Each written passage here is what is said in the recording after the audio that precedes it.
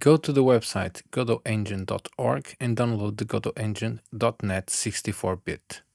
This editor supports the C# language, which we will use in these lessons. C# in Godot allows for efficient object-oriented programming, direct integration with .NET tools, and performance optimization, making it a logical choice for game development. Godot is a completely free, open-source game engine, and its development relies on the supporting community. If you are considering using the program professionally, think about making a donation. The .NET version requires the installation of the .NET SDK. This link on the page takes you directly to the download page.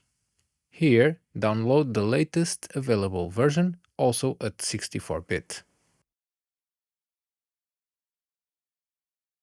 While it's possible to edit scripts with Godot, there are advantages of having an external editor. In these lessons, I will use Visual Studio Code, which is also free and open source.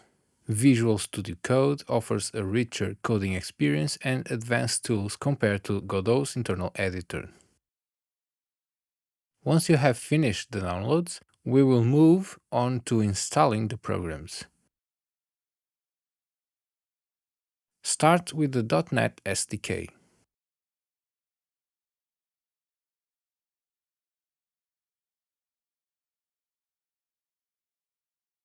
Next, unzip the Godot zip file and copy the main folder inside. Navigate to C, Program Files, and paste the folder there.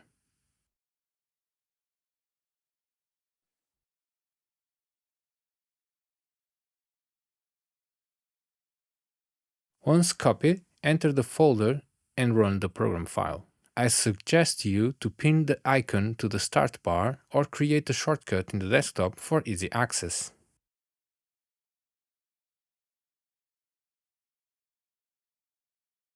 Next, install Visual Studio Code. The process will be simple and quick.